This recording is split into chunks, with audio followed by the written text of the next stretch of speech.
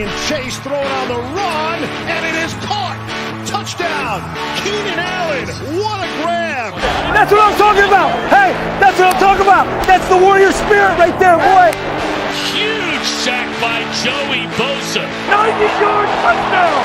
90-yard touchdown. It's going to be picked off at the 8-yard line by Derwin James. Herbert sets his feet, takes a shot downfield, has Knighton. Caught! Touchdown, Chargers! That's the greatest throw I've ever seen. What is going on, Bolt fam? Welcome to the Thunder Down Under Chargers podcast. I am Andy Prophet, your host, as per, and with me is Alistair. I think we're coming to you fresh off the Chargers-Bills game. Hang on, something a bit weird's going on.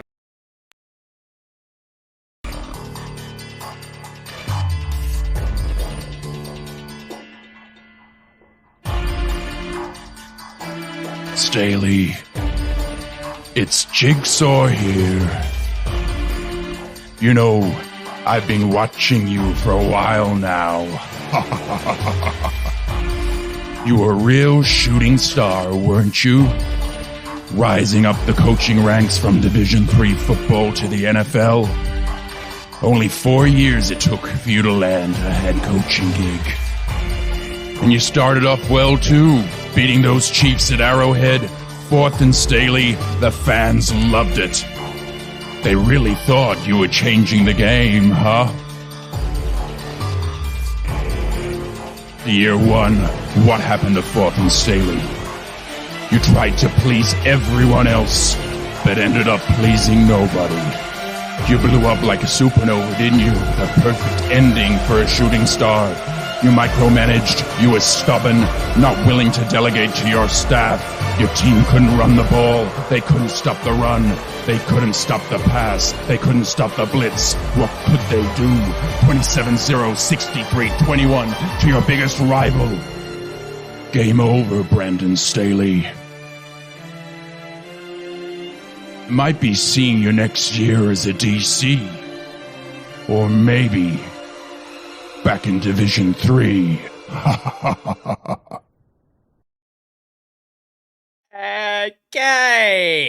Okay, just how we do on TDU, a little bit of copyright infringement, but we love that. We love that gear. Guys, a lot to get through. Oh, that's one way to walk back all your claims. Hey, Ali boy. Well, guys, look, a lot to get through. Really hard to understand or know how to care about the result that we've just sort of watched. Heartbreaking fashion. We go down to the Bills, 24-22. Someone's knocking on the door. I think he's back. Welcome, sir. How you going there? Hey, mate. Good to be on the show. Yeah, welcome to the show. Welcome to the show. Bravo. Well done.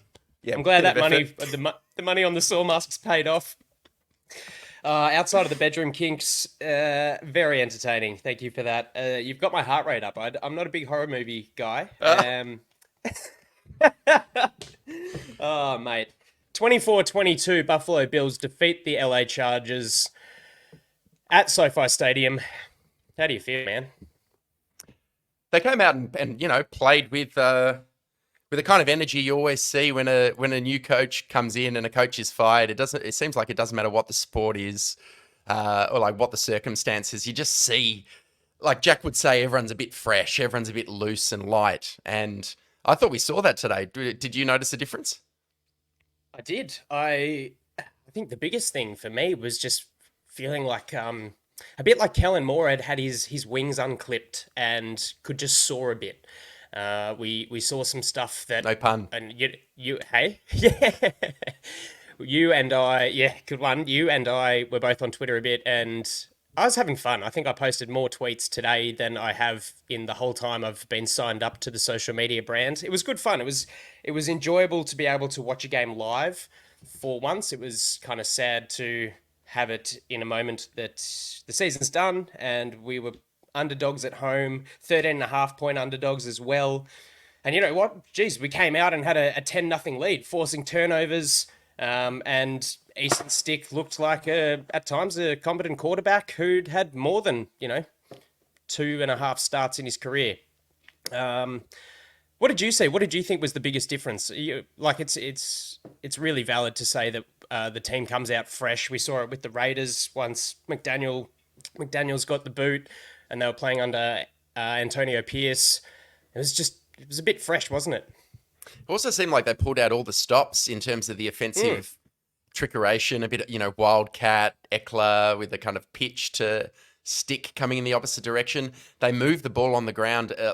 I know the totals weren't fantastic, but at least in the first half, they were moving the ball well. The offensive linemen were getting downfield. Easton Stick's first drive was really impressive. I thought he stood in the pocket, threw a few seeds, hit a few connections with Josh Palmer. So yep, I know it's like the perfect result. I see this. So like the team they were valiant. They put in a really strong effort, an entertaining game, but they don't ruin their draft order because at the end they didn't quite come up with the goods, right?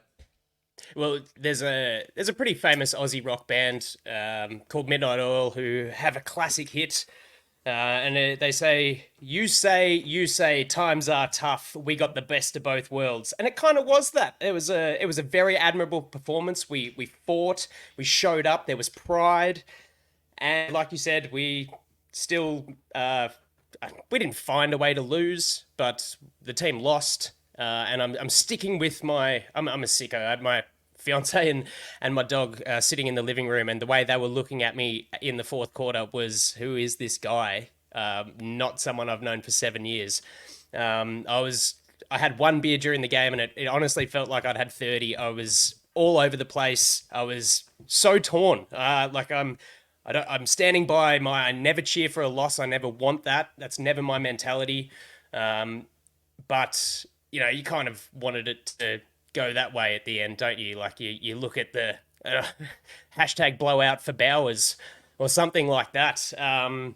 But look, it wasn't 42-0 at halftime, as I politely informed another Twitter guy who was just a negative Nancy, getting used to that being the protocol, I guess, just learning a bit of patience about yourself. There was the sort of bugger establishing the run. Let's let it fly. Pass pro stood up with Jaimez under center. Zero pressures were allowed on those first 14 dropbacks, and Easton Stick went 6 of 8 for 94 yards to start the game. It was unloading to Palmer, to QJ, getting touches to those guys. It looked good. And yeah, we got up 10-0. We rattled. You could sense that the Bills sort of thought they were going to walk into SoFi and just steamroll us, and we really put it on them. And I felt like the pressure was right on them very late in the game. I kind of won't jump too far into the last sort of 3 minutes, but right up until that last drive that got the Bills back in front, the heat was on them, and it was, like I said, really admirable and just great to see that we just didn't kind of roll over and let them stab us in the soft belly. Yeah, multiple turnovers. It hasn't happened for a while for the Chargers defense. In these kind of close margin games, that can be the difference. The Chargers end up securing 3 turnovers. The Bills don't secure any. So again, it's a shame that you win the turnover margin 3-0, but don't win the game. But I think that's why it was so close against a team that's clearly a better roster. They've got Josh Allen, who's one of the best quarterbacks in the league. They're coming up against Easton Stick. So, I mean, for them to have kept this to 1 score, I think it says a lot to the culture that has been built all throughout this year. The assistant coaches, the veteran leaders on the team, they don't, a lot of them are playing for contracts, future contracts, trying to show ownership and future coaches that they should stay in the building. So, yeah, I thought the performance reflected it. It would have been really disappointing to see them come out and get blown out by 3 or 4 touchdowns. So let us know what you think, Bolt fans. Is this kind of, did you want to see a win? I know if you're a competitor, part of you always wants to win, but I guess now maybe someone like a Brock Bowers is not completely out of reach as long as the Chargers now go on and lose their last 2 games of the year. But no guarantee if they play like that, they might just find a way to get over one of these last 2 teams. Yeah, you and I spoke during the game about if there was one game that you sort of wanted to win, it probably wasn't going to be this one. Obviously, we've got two division rivals coming up in the Chiefs and the Broncos, and the role that the Chargers can play for the next 3 weeks is the AFC home wrecker kind of spot, and we could have ended or done a lot of damage to the rest of the Bills season. They were touted as a Super Bowl contender, and they've stumbled because Allen's thrown a bunch of TDs. I think they're right up there with 31 offensive touchdowns, but he's thrown 17 interceptions. So he's had a down year. The whole AFC landscape has it's a sad thing because it's been a real open door for a lot of teams. Chiefs are 9-5. They're not sort of 12-3 like teams like we sort of predicted they'd be. Obviously, the Chargers being 5-10 is far from where we predicted us to be. But it was all of those things just sort of make that a little bit harder to swallow. And of course, the sad irony about losing another game by less than 3 points, which is just that sort of last little Staley mark on the unit. Look, it wasn't obviously a perfect outing, but there was a lot of positives to see.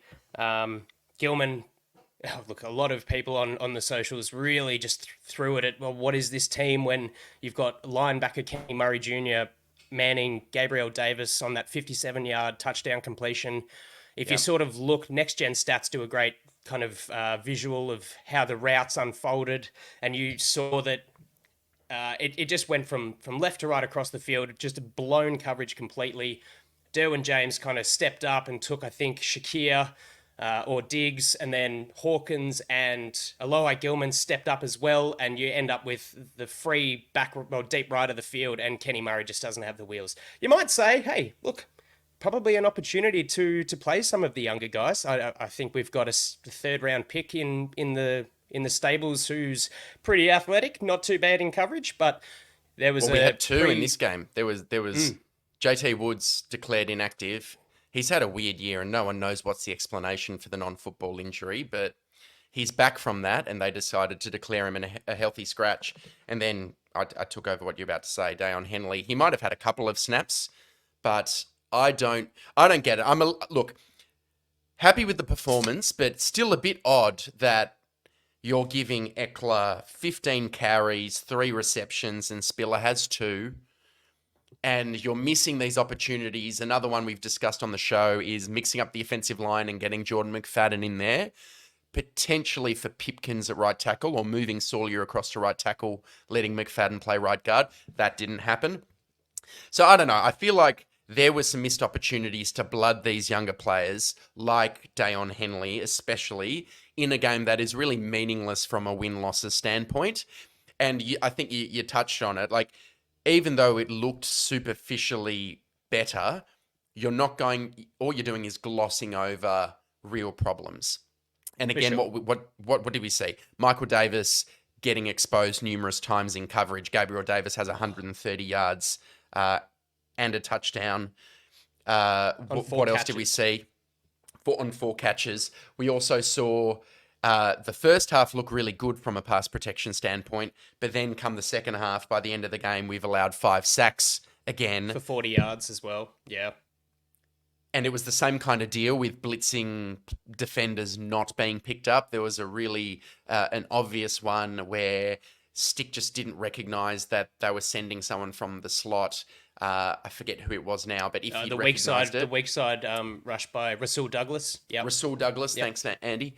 And Everett then immediately turned to him for a hot route. Easton had already gone to a different space of the progression. These are the same issues that have come up all year and which has led the team to a 5-10 result and record. And even though there was that same fight and willingness and instinct, we still saw the bones of the same defense with soft coverage cushions on the outside allowing completions. We saw Michael Davis getting exposed. We saw some missed tackles. And ultimately, we couldn't pick up the blitz when it mattered at the end of the game. So that's why we lose what otherwise could have been a really exciting win. Yeah.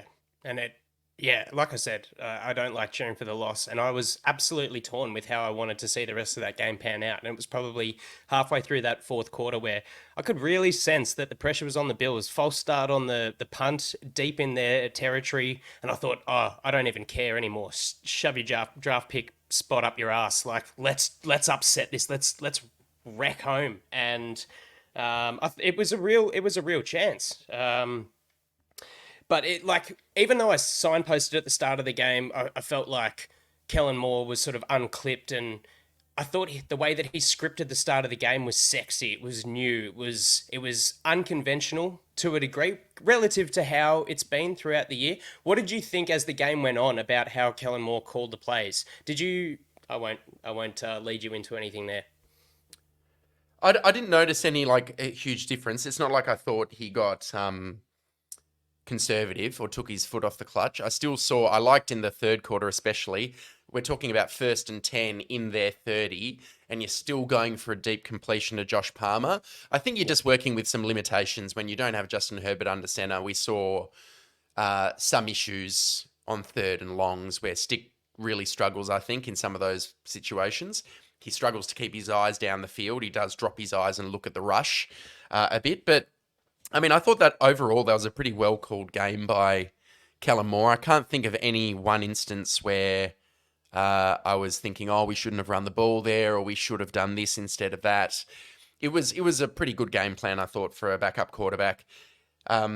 Did any like receivers stand out to you in the absence? So we've missed Mike all year. This time we also missed Keenan. Any of the guys, wide receivers, stand out to you, mate? Look, I think the two guys that had, the one receiver that I thought had flashes was Josh Palmer, and I think he's still under contract until 2025. So there's going to be great areas to sort of work in. I do believe that we'll lose Mike Williams in the off season. I'd be shocked if Keenan Allen goes, but cap situation is dire. We can get into that a little bit more in detail later, but Josh Palmer had some moments. Also had Johnson, number 7 for the Bills in defense, is just a physical defender, and there were just times where the opportunity was there, got smashed. On the other side of that, dealing with physical defenders, I can't express my love more for this guy in the stretch down the field. In fact, the whole season, Gerald Everett, 7 catches, 42 yards, continuously breaks that first tackle, gets the yards after contact, gets the first down. He got absolutely smoked numerous times, and they're the sort of hits that you just kind of go, okay, he's in the tent for a drive or something. Gets back up. Really impressed with how he played. A little touch for me, just going to a couple of the other players. We spoke offline about some of the blitz pickups by the running backs in pass protection. It wasn't great across the board. Like we said, we gave up 5 sacks for 40 yards, but there were just a couple of crucial plays where Spiller picked up the blitz, and you notice the difference between him in pass protection and Josh Kelly. Josh Kelly looks absolutely lost. Let me give you the floor. Go. I was going to say, let me give you the floor. Your man I- Kelly, he did the same thing he's done all year, didn't he? He really does struggle. A lot of the time, the fault is his when we're looking at a missed pickup of a linebacker. You want to put your face in the fan, Andy. That's right, JT. He doesn't. O'Sullivan. He doesn't put his face in the fan. But like you said, Spiller did.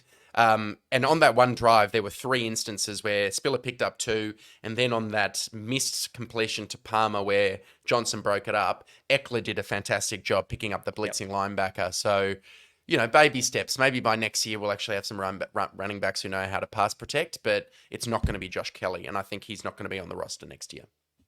Yeah, look, it's not my place to say I don't think he should be, but I think that the new installs at coach and GM would recognise that, recognise the deficiencies. In this game, you need all-rounders in the running back position, especially the way that we've crafted our running backs. And look, it could be a complete overhaul, and we just look at that one solid power back and then a bit more of a flex running back where you can rely a little bit more on the pass block and the receiving game and stuff. But the way we just don't have that as it stands, and it sticks out quite ugly in times where Josh Kelly just struggles in the receiving game and struggles in pass protection. 1 carry for -2 yards. I tend to agree with you. Eckler had 15 of the 27 total carries. He ran well. Yeah, he did. I just don't know the value, the future value there, unless you're just doing it as a favour to him. Yeah, is there an element where you feed him the ball where he can kind of beef up his stats and sort of show the league that he is, he's shaken off these injuries that he's had that have hindered the early parts of this year, and maybe even promote more of a contract in his upcoming free agency where we could net more of a compensatory pick. I don't know. I know that there was a report, and forgive me, I don't know the sideline commentator. I missed the sideline commentator. Could have been Melanie Collins, but I think I'm wrong. Where she had reported that Giff Smith had said, not looking at giving rookies snaps unnecessarily. We want to win. We're coming out and being competitive. And look, I really admire the way that Giff's comported himself this week and the way that he's spoken about leadership and the pride and all of these things. And you've said it as well yourself. We need to instill a winning mentality in this team because it's something that we've really lost. And it's a culture thing as well. So I don't disagree with him completely, but I also just think now is the opportunity where wins and losses don't mean anything in the scheme of the season other than the drafting. And it'd be good to get some more touches. Would have been nice to see more passes thrown QJ's way and stuff like that. He had his moments, but yeah, again, not super actively involved. He had the 2 catches for 29 yards, I think. On that topic, I find it hard. I totally buy into the idea that you want to create a winning culture, and that is something the Chargers have lacked. You also need to find out what's behind door number 2 to help prepare for some of these off-season moves. And at the moment, Eckler has a few triggers for incentives in his contract that he hasn't hit. Him hitting those doesn't actually benefit the Chargers. I know it sounds like I'm Stingy? being the Grinch just in time for Christmas. But I mean, seriously, if you want to look at it selfishly, him not performing these last 3 weeks could assist some kind of contract renegotiation with Eckler where you say, hey, look, you didn't have a good year. Your ankle was sore. How about it? We go ahead again on a 1-year deal, something where you can hit free agency again next year. That would be one approach. The other approach would be, we want him to be as attractive as possible to other suitors on the free agent market. So let's have him really ball out these last 3 games, and maybe we get a better compensatory pick when some other team gives him a contract. Yeah, I tend Maybe to think that's the idea. Yeah, I tend to think that there's not necessarily super strong arguments for or against, but I think they're both relative points of view. There's also, for the coach coming in, there's the continuity, which Justin Herbert has lacked severely. The chemistry that he has with Eckler and Keenan Allen is a big reason to want to do whatever you can to try and keep guys like that on the team. I think, like we said, we'll probably have to forego Mike Williams going forward just because we are $42.2 million under the cap heading into next season. But, I don't get paid to be a head coach and to deal with all these things, so I'm absolutely speculating from 16,000 kilometers away. What do I know? They're just, I come here to give my opinion, and that's all I got. Is there anything more on the offensive side of the ball that stood out to you? Anything in the pass protection? I thought Jaimez actually kind of stood up okay. I felt safer with Jaimez and sure, the Bills defense were missing a bunch of guys, Matt Milano, and a bunch of others to say the least, but Micah Hyde, guys like that. But I kind of felt like I felt safer with Jaimez at times than I have with Will Clapp. Yeah, I thought Ed Oliver started to have his way with the interior of the line as the game developed. I don't know if it's something about second halves and just reviewing and making adjustments and changing how you're sending pressures. But I would have totally agreed with you in the first half. But by the end of this game, again, you're looking at the 5 sacks and a few whiffs. Because we're recording so soon after the game, we don't have the benefit of any kind of deeper analytics. But just the eye test, I totally agree. I thought the pocket looked clean the first half, ran the ball as well as we've run in one half for a while, at least the second half of the season. But then, I don't know, the recency bias creeps in. It's left me with a bit of a sour taste in my mouth, just looking at the fact that the game, we couldn't make the plays when it needed to be won in quarters 3 and 4 and end up losing by 2 points. It's kind of just more of the same, the way this season's gone from my perspective. Yeah, I agree. Yeah, the way that the sort of sacks started to roll in late on those crucial downs, field position getting absolutely dirtied because missed protections and stuff like that. You're spot on. And a lot of that sort of comes down to Easton Stick and his experience, recognizing those pressures and just learning to throw the ball away rather than kind of. He wasn't like Jake Browning was in the game earlier, who was under pressure and rather than throwing the ball away was just throwing red zone interceptions to the Steelers defense. So not great. Grateful that it sort of. All right, on to the defensive side of the year. Actually, before we go, I want to talk to you. We spoke last week about kind of core players moving forward. Where does Gerald Everett sit for you in that? He's heading into 2024 as an unrestricted free agent, 30 years old. I just had a quick check on Spotrac. He's sort of valued around that 2 to 3 years, around $8.5 million. We're in a sticky spot. It's, with what else we've got with Stone Smart and Donald Parham, unless you're sort of taking a home run hit in that early first round, is there any room or want to kind of manipulate things to keep him? What do you think? I find him, personally, I love him. I love the way that he goes about it. You know that as well as you know me, I think. And I don't know. Is he that valuable? Am I completely overrating him? What do you think? You're not overrating him. I think there's any risk where you're going to enter a new season without any of the same tight ends on the roster. I don't have the list in front of me now about the status of Parham and Smart. I think there are the RFAs or some form of free agent. So I think there's some value. We're probably going to be only able to prioritize one or maybe two internal free agent to keep.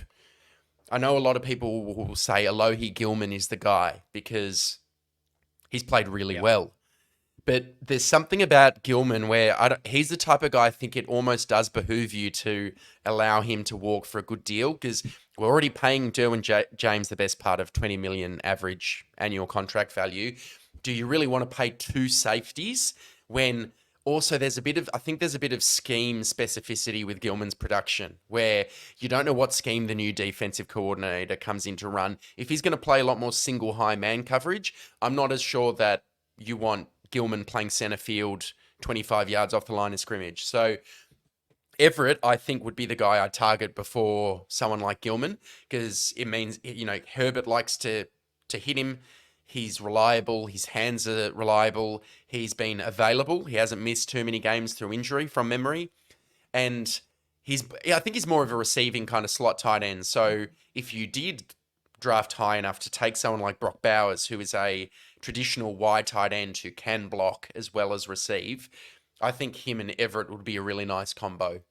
So depending on his price, absolutely consider re-signing Gerald Everett. Let's go. He's been one of the very few strong free agent pickups under the Staley tenure, I think. I'd probably argue that in his tenure, I think he has had a couple of injury niggles. Nothing too crucial, but there's been a quad here, a hip there, where he's missed a couple. Just for what it's worth, I'm not even going to look up Stone Smart because he'd be on bugger all. But Donald Parham is under contract next year. Base salary is $1.125 million. So there you go. But same kind of pond, really. He's had concussion problems, injuries. I feel like he's 6'9" and made of glass. It's a bit of a concern. But look, you're right. A lot of it is scheme relative. Whether Kellen Moore stays or goes, we know that he loves his tight end, so we'll sort of see what happens there. But 8.5 mil a year recommendation, it's steep when you look at where we are with how we're paying everyone else. I think Gilman's the perfect chatter to move on to the defensive side of the ball because a lot of Chargers fans will be like, no, we've got to keep him. We've got to keep him. Because he had the forced fumble, he had the interception, which is a heck of a play. But for mine, I see him, similar to how you've kind of alluded to, as a less athletic but more football IQ kind of player, kind of safety. The strong safety type. And today it sort of felt like a bit of the opposite. I felt like he made a couple of mental errors, like that play where Kenny Murray's going to get gashed for his coverage grade against Gabe Davis, where if you look back at the play, Gilman really just bit up on that kind of shallow crossing route and left the deep right of the field open. But on the other hand, had the forced fumble, incredibly athletic, awesome read play. I think it was Stephon Diggs was the targeted receiver, leapt out to make that interception, and that was probably another one of those moments that had me going, "Whoa, yeah, let's get fired up and bloody go and win this game." Hawkins played all right too from the safety spot. Had a He had couple his of moments, moments. yeah, agreed. Michael Davis, Tatar and Felwell for all consideration. He lost a big play against, stick the AK right up it, mate. He lost that big play down the sideline to Gabe Davis, and you could see on the run play following that past play was still in his head. And he missed a sort of 3-4 yard in the red zone, allowed, close to another This is in first quarter down. 3, right? When they're in our red Yeah. area. James Cook is running wide zone outside to the left. Yep, Just yep, after the exactly big that completion one. to Davis. Yep. And he then he just missed an opportunity to tackle, which took them to the 1 yard line, and they end up running the Philly special, or sorry, not the Philly special, the tush push, the brotherly shove, and The bobsled Josh Allen shove, as goes in for Collins the would say. touchdown. Well, we got a nice goal line stop on the previous play. Look, I thought at the time it was Nick Williams. It could have been Tito or Johnson. I just saw a big body with a 90 Kendricks something. was in there too. Yeah, there was a good stop, and then obviously Josh Allen got in for that just left of the center rushing touchdown, one of his 2 scores for the game. Derwin James. Didn't see much of him in the safety. Haven't seen much of him in the safety. We've spoken a lot, and look, it's widely known that he's had a down year as far as he's concerned. What did you think of him in the slot? Hit and miss. I thought he had some good moments, especially against the run. He made some tackles, assisted with some tackles. And then we saw a couple of moments where he just missed a quick slant to Khalil Shakir on an important third down. Yeah. I don't know. Lost a He's bit, not. didn't he? He did look a bit lost. I think he's one of these guys where first half you look at the tweets on X, I should say. What do you call them? X's. Posts. You look at the. Let's get as boring and stale bread as we like. You look at the posts, first half, you see all the standard gear like, the team, Staley was the problem. The team's come out hot. It was all Staley's fault. You remove him and everyone's playing well. And Derwin was amongst those people. Derwin he's playing as close to the line of scrimmage as I can remember. But then by the end of the game, we'll find out what his grading is for the game. But I dare say it would just be average because had some opportunities to make plays at the end and didn't quite make them. Like he was used effectively as a blitzer from the slot on one play. He helped force an incompletion. So I'd say like a decent game. It's not like he stood out poorly, but Yeah. just a weird year for him. And the team's going to have to decide, is he a building block? I think next year there's very little chance that he is traded or gotten rid of for cap reasons, amongst others. A new coach probably views him as a important weapon. The real key for him will be does he earn the price of his contract in 2025 and 2026? Because he's being paid as a absolute chess piece weapon. Jalen Ramsey, jack of all trades, can do everything. That's built into the value of his $20 million a year contract. Yeah. If the new coach decides he's just better off as a strong safety, in a cover 3, cover 1 system where he's playing as a robber or as a buzz safety, you're going to see a real decision about, do we want to be spending $20 million on that type of player? Yeah. Yeah, he gets touted as the Swiss Army knife of the Chargers defense. And what people tend to forget is that part of the Swiss Army knife is that little plastic toothpick that comes out of the end. And I feel like this year he's been that toothpick. Like today, there was solid elements in run defense. He got a nice pressure on Josh Allen late in the game. But in coverage, in the slot, if there's a couple of guys there, he just sort of loses. I feel like he's been thrust into this role. And it really hasn't sort of regressed after they took the green dot responsibilities off him early in the year.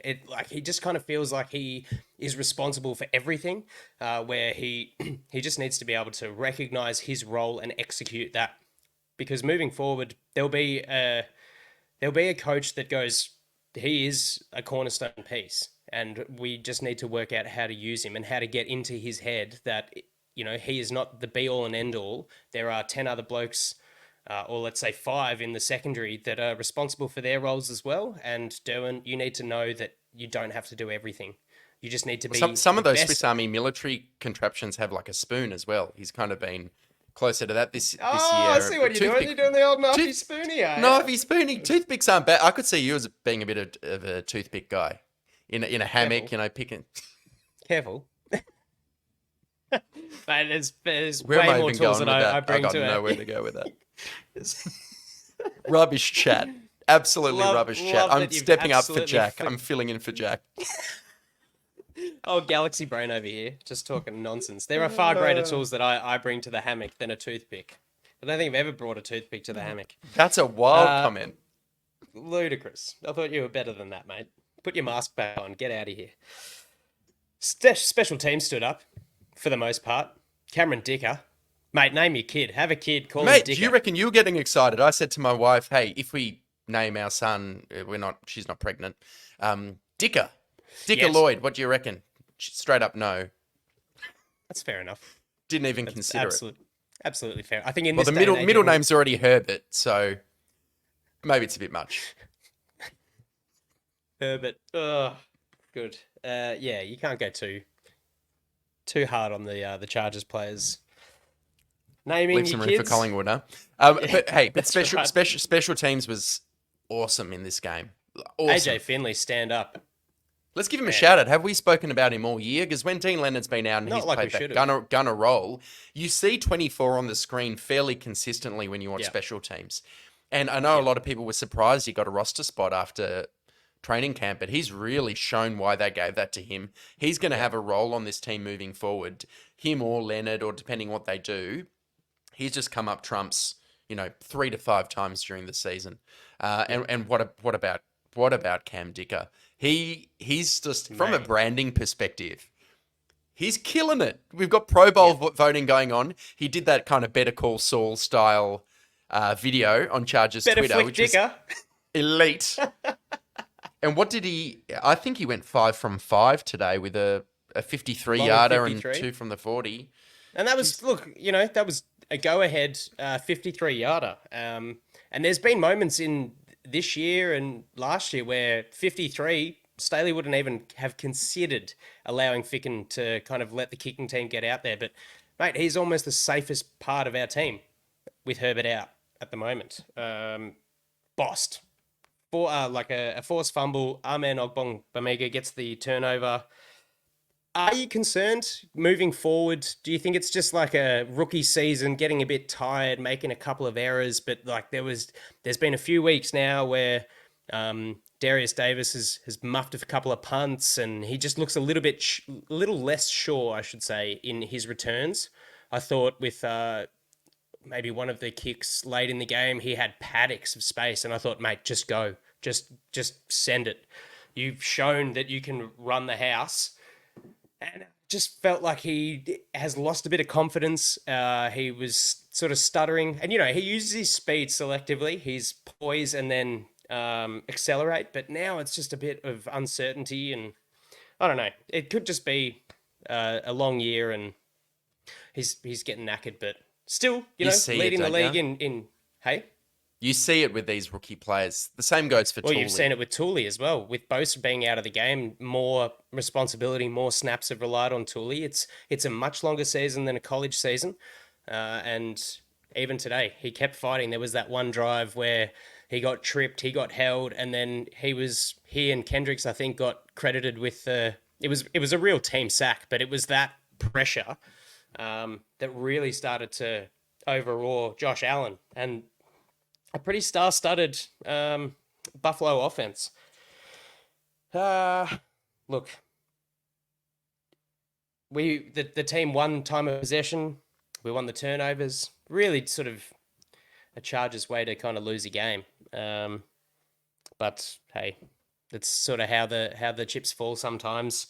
I thought we were pretty good on our rush defense across the board. 105 yards off their 30 carries. Forgive me, James Cook has balled the last 3 or 4 weeks, smashing 100-yard games. They rocked the Cowboys. Kept him quiet. 20 carries, 70 yards. We kept him shut down. So, And I may have had money on him anytime touchdown score, and he burnt me. So I really went reverse psychology. I just Michael thought, Davis almost helped you out there. I know. Can't do anything. I thought I'll just reverse psychology of this a bit and just chuck a parlay on a lot of Bills things. Most of them came up. That did not. And we almost got away with a win. I thought it was a little bit too cheeky to go Buffalo on the line at minus 13.5. Even though 10 days ago when we did the pod, I predicted 42-10. I just expected a colossal blowout. But there was an arrogance that Buffalo bought today and almost pulled their pants down in public. It would have been... The commentators were talking about it being a trap game. Would have loved for that to have gone down. But unless there's anything further for you, we moved to 5-10. Bills get that win and go 9-6 now. Still banging on the door of the very congested wildcard hunt in the AFC. And we just kind of keep hoping that we can see a little bit more from some of these guys. I feel like against the Broncos next week and then the Chiefs, Yep. there's a lot to play for. I'd love for, if we were going to win one game, I'd really love for it to be against Denver, to be honest. Totally. That's the one. You want to see that you show up Sean Payton, who is, At Mile not so High. subtly championing for the Chargers gig at Mile High. They're still in the wild card race at the moment, depending on how their result goes this week. So that'll be good to knock them off. Maybe we step back if there's nothing else to talk about from the game. I think we've done our dash. There's probably, out of the 42 minutes that we've been running now, I thought there's probably 35 more minutes that we've had that we might not have had if it was a blowout. It would have just been like, stuff. Totally. Wouldn't have known what to say. But, there's good fun. There's a lot of good stuff to take away from it. Pretty good performance. A couple of other things from this week, and we'll start to unpack this more as the ensuing weeks go on. One is head coaches, which we'll park for a second.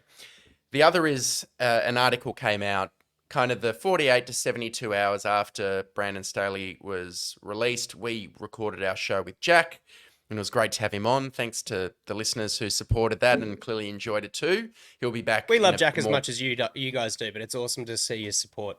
Thank you. We have fun we have fun poking fun at him, but he's an integral member of the show, and he'll be back on a more permanent basis shortly in the new year. But look, after rumor has it he's getting settled in down in the Apple Isle of Tasmania, and the studio should be up and running soon, which is very, very fun for us and all of you guys listening to get Jack's wise words. Will he listen to this though?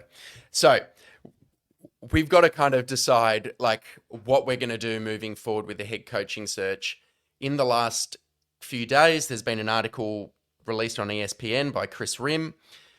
The headline was "Why a Disconnected Team Was Brandon Staley's Downfall." Rhim, I should say at the outset, only started covering the Chargers in September this year. So when I saw the article, and I listened to all these press conferences, the Rhim questions in the last 8 weeks have been quite pointed questions to Staley. Like, how do you feel about your position with the franchise? Why are you going to continue to call the defense? I recognize Rhim as this new voice who was asking quite direct questions. So I wasn't super surprised when I saw he'd written an ESPN style expose retrospective. And just to hit a few high points, he signaled there were a few little anecdotes or vignettes in the story. One was during the Jacksonville playoff loss, Staley was seen having a screaming match with Michael Wilhoit, the linebackers coach, on the sideline. Michael Wilhoit defending himself, saying dumbass play call, and then he ended up being fired at the end of that year. There was some reporting about not for saying dumbass play call, but because Staley believed that he was the weak link and the linebackers had stuffed up on the dumbass play call. Play on. Correct. And you don't know if, this kind of teases out some of those things about, willingness or lack of willingness to take accountability or to have your authority challenged, but he ended up firing him. There was reporting that in the locker room when Staley said, games like this happen to the guys, that didn't resonate with every single player. And some of the individual stories, it kind of the overall vibe was that under Staley, there was a bit of a fraternity. You were either in with the coach or you were out. certain players, for example, if it was their birthday, he'd say, hey, it's this person's birthday, Zion's birthday, happy birthday, Zion. And then someone would say, hey, it's Henley's birthday as well. And he'd go, oh, yeah, happy birthday, Dayon. And kind of brush. See you later. End of practice, see you later. And naturally, before I give my take, you've read the article.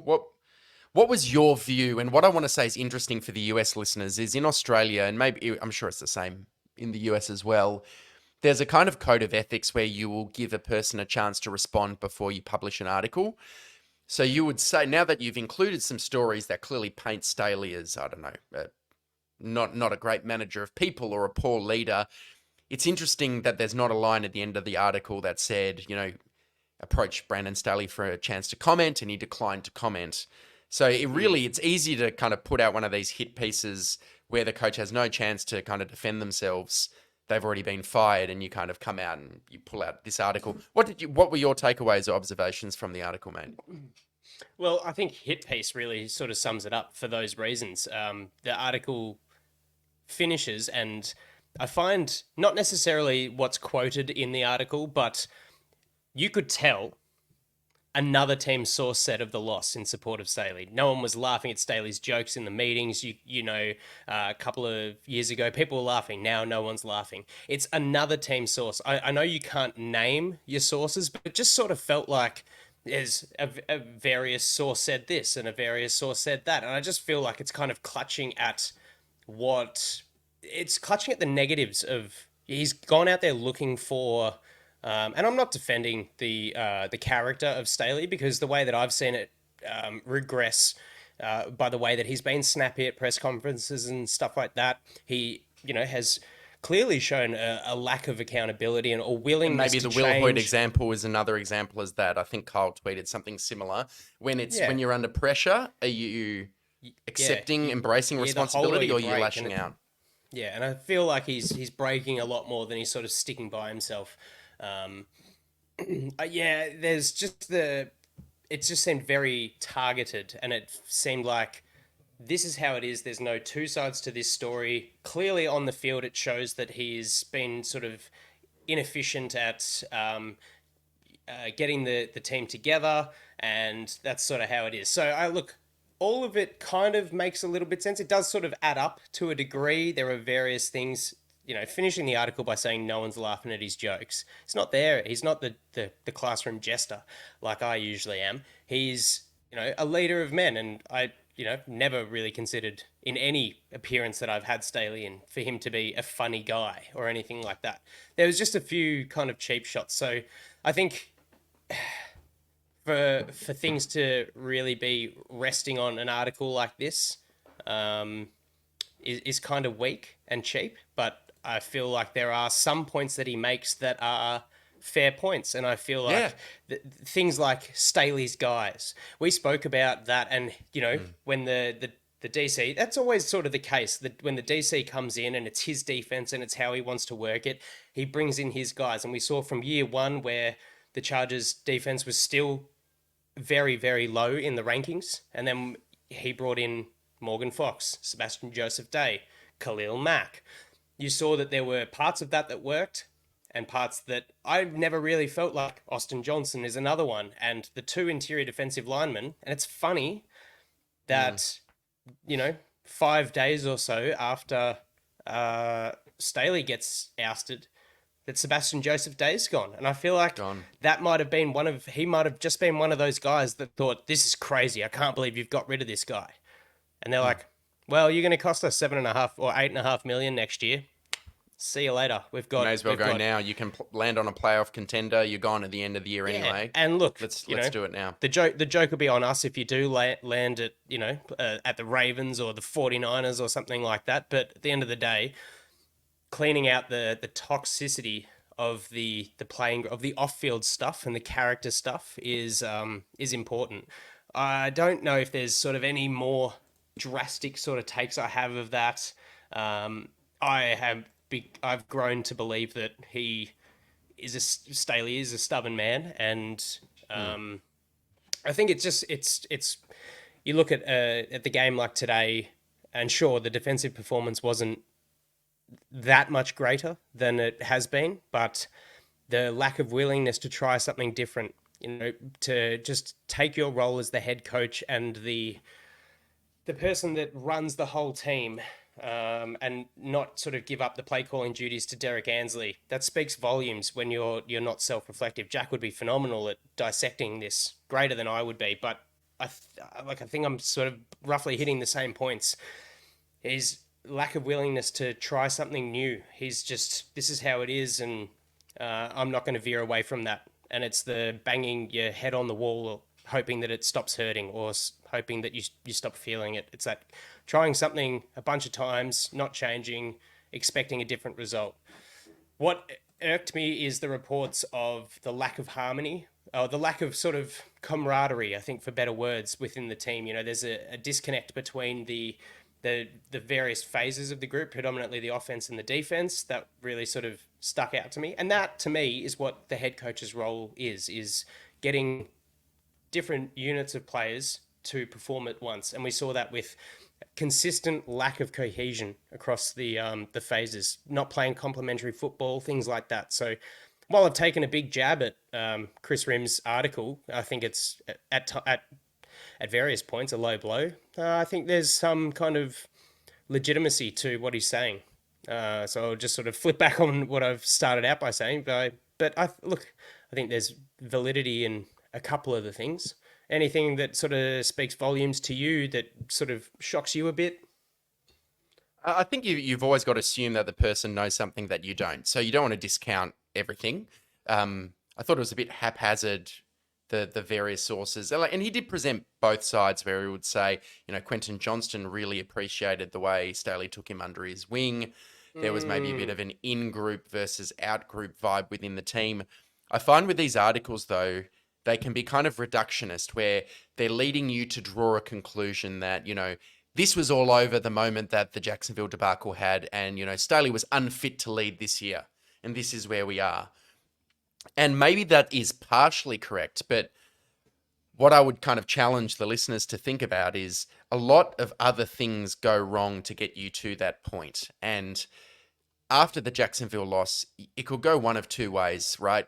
They then went and implemented an entire off-season strategy, which included signing certain guys, not releasing certain guys, not trading Joey Bosa, drafting Quentin Johnston, not drafting a tight end. All of those decisions could have led to an outcome where this article never gets published, because they handle their business better in the offseason, sign better players, and they come out and win some of those close games this year.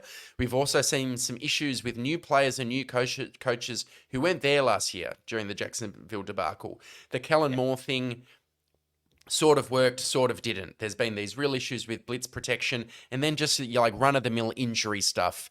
Losing Lindsley early, losing Bosa for good periods of the year, losing Mike Williams. So it's all easy to say, Brandon Staley was a cancer that they had to excise and he was the problem. Yeah. But, see what you're saying. Got ya.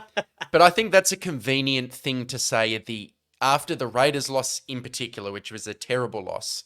It's easy to say that when really the story of the season was many close losses and a multitude of things that went wrong.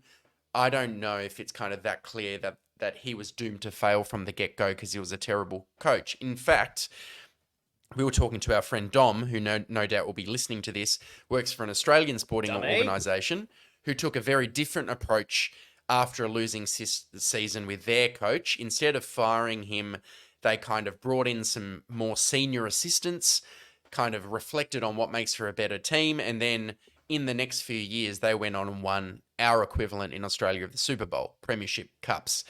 Three times in 4 years. Three times. Patriots It's one of the great sporting stories. They went on to a dynasty. Staley's story is year 1, 9 wins. Year 2, 10 wins. Year 3, terrible season. They fire him. So he gets one less year than Lyndon McCoy did. Some will welcome that. But he's a 40-year-old coach who finishes with a 24-24 record. Of the ways the Chargers could have gone next year, I think they could have decided to ignore all the fans and go, you know what, Staley's a smart person. He's invested in his self-development. We know he's reached out to Steve Kerr and Greg Popovich and goes to Wimbledon. We're going to talk to him about changing things up, and we're going to pair him with a new smart GM.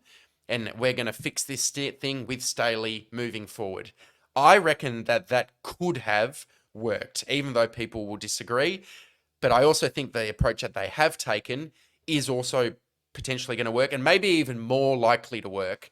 And maybe I'll leave that as a teaser because we'll get into this on our next show. Hopefully we have Jack back. But the idea of going with a new coach, an offensive coach, or a new coach who's been a head coach in the past, who brings that experience and leadership, there are other ways to take us to Rome. And hopefully that is the outcome, because they decided to cut bait on their 40-year-old coach 3/4 of the way through year 3.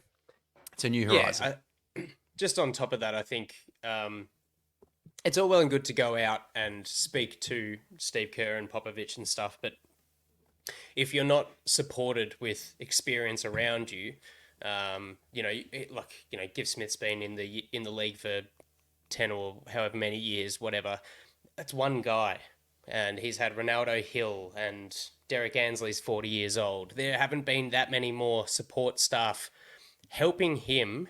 Whether or not he'd be open to listening to these sort of things is kind of neither here nor there. But I feel like the environment has been a massive part of this situation. And what I mean by that is Echo Dean chamber. Spanos has... absolutely. Dean Spanos has moved the team to LA. That was his decision. And it got to a point where enough was enough, and nothing with what was existing was... You couldn't fire Tom Telesco. For all the decent picks he's had, there have been that many failures in the draft alone that have outweighed those and outshone those. And there have been, the JC Jackson is such a poignant free agency blowout that you sort of needed a little bit more authority and experience to change that situation. And we're in a city where if you don't win, you're an absolute loser. And that's what LA is.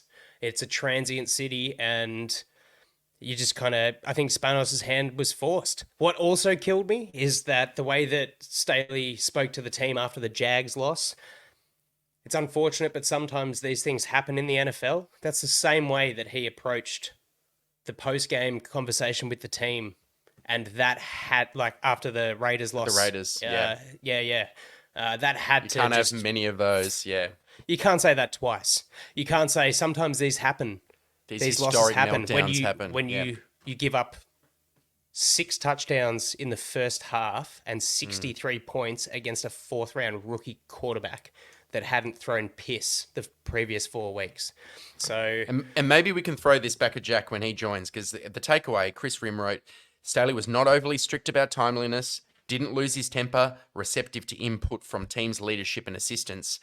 I feel like it was a very player-empowered group, but with a lot of focus on the leaders. So I think that's where you get this favoritism where he goes, this is going to be a player-driven program, but it's Kendricks, Derwin, Herbert, and maybe they were Staley's guys, and he allowed them to kind of rule the roost, but perhaps not holding them to account when they needed to be, especially Kendricks and Murray, whose performance on the field has not always kind of warranted the leadership position, especially SJD, who really was a bad signing for the Chargers. You paid him to be a stalwart in the middle of the defense, played at a below average level the entire time. Agreed. He was a Charger. Anyway, I promise this will be the last time I try and do a Staley defense, a real back. But I will end by saying Staley leaves now as a guy who I still think has a future as a good coach in the NFL. He might need to go back to being a defensive coordinator for a few years. Maybe it was too early for him. As Jigsaw said in the intro, he burned out like a supernova. It was too much too soon. The Chargers could have stuck with him and let him grow through that, having invested 3 years. But as you said, in the transient city of LA with a win now mentality, they've said, we don't have time for this. We've gone with 3 years. Let's bring in someone with a demonstrated capacity to win playoff games. Yep. Yeah, it's all in, and we've ended up all out. I'm hoping, just between you and me, and while we're on the air, that next week we can take some more shots at Telesco. Yeah, we left that out, basically. We have, but we're ticking onto an hour now, so I think as far as Christmas Eve here in the in Australia goes, we'll leave that for the rest of the holiday season, and we'll take on the new year by having a dash at Tommy T and all the pros and cons that he sort of gave this Chargers team, because we've splashed a lot of money at some marquee signings, and it looks like we've left the rest of the room pretty bare. So we'll see. We'll see what the future holds. We've got another couple of weeks at least to talk about some games, but also where things are and how his tenure sort of reflects the team. Has he just lit a match, walked out, and left a barn burning? We'll see. Mate, as always, an absolute pleasure talking football with you. It was great to get on Twitter today and watch the game live. Just a shame that the season was dead and we were hosting a pretty red-hot Buffalo Bills team. We almost had him, I tell you. We almost had him. It would have been great to see the season go, but as happens, we charged away, and hopefully we can just keep playing competitive football leading into maybe a top 5 draft pick. Who knows? Could be a bit sexy. There's some names on the board that I'm already getting involved in, and lots to look forward to. Guys, thanks for tuning in as we sort of do our last show for 2023. It is so much fun doing this just for us, but also for you guys listening and your support out there. It's fantastic. We look forward to having Jack back next year, maybe getting a little bit more interaction with you listeners as well. Guys from Bolts on the Blue, you've always been absolutely fantastic with your feedback and your suggestions. More Aussie quizzes hopefully coming up in the off season as we look to get some more of you Yankees on the blower with us. We can ask you some ridiculous questions about our culture and see how little you know about the Southern Hemisphere. But hey, have an awesome holiday season, everyone. All the best for the new year and whatever it brings for you and yours. And thanks for tuning into TDU. We'll see you next Merry time Christmas. on the Thunder Down Under Chargers podcast. Bye. Hooroo.